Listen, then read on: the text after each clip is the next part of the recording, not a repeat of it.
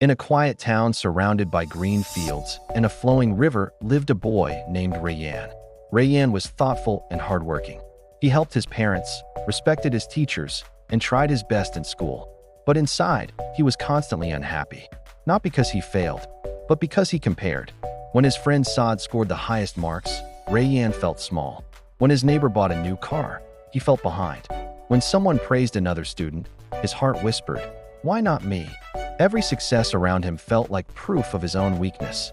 Slowly, comparison turned into self-doubt.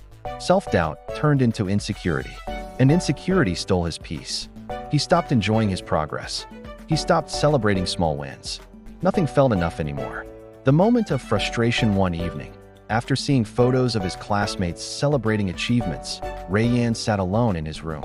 "I'll never be as good as them," he said quietly. The next day, he visited an elderly teacher in town known for his wisdom, Master Ibrahim. Rayyan poured out everything. "I try hard, but someone is always better, smarter, richer, more successful." Master Ibrahim listened carefully. Then he smiled and said, "Come with me." The lesson of the field, they walked to a large open field where different crops were growing. Master Ibrahim pointed to the wheat. "See this wheat? It grows quickly." Then he pointed to a mango tree nearby. "And that mango tree, it takes years before it bears fruit." He looked at Rayyan. "Should the mango tree feel useless because it doesn't grow as fast as wheat?" Rayyan shook his head. "No, exactly," the teacher said. "Speed does not decide value." They continued walking. Some plants were tall. Some were short. Some had flowers. Some had fruit. "Every plant grows differently," Master Ibrahim explained. "But each one fulfills its purpose." The mountain and the river, they reached a small river flowing calmly. "Look at this river," the teacher said. "It moves slowly, but over time it shapes rocks and creates valleys." Then he pointed toward distant mountains. "The mountain stands still, strong, unmoving. Should the river try to become a mountain?" he asked. Rayyan smiled faintly. "No." "And should the mountain try to flow like a river?" "No." Master Ibrahim placed his hand gently on Rayyan's shoulder. "Then why do you try to live someone else's life?" That question felt heavier than anything Rayyan had heard before.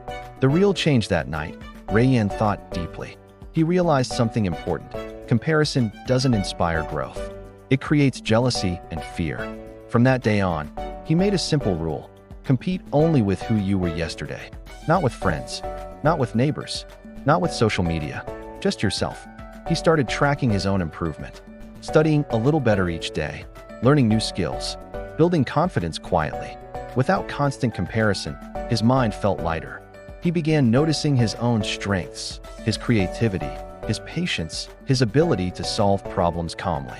Years later, Rayyan built a small startup using his unique ideas.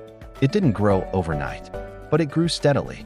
People began to respect him, not because he was the richest or the fastest, but because he stayed consistent. One day, a young boy asked him, "How did you become successful?" Rayyan smiled and replied, "The day I stopped comparing my journey was the day my journey truly began." Final message: the sun doesn't compete with the moon. The moon doesn't try to shine during the day. Each has its time. Each has its purpose. And so do you. Stop comparing. Start becoming. Walk your own path, because no one else can walk it better than you.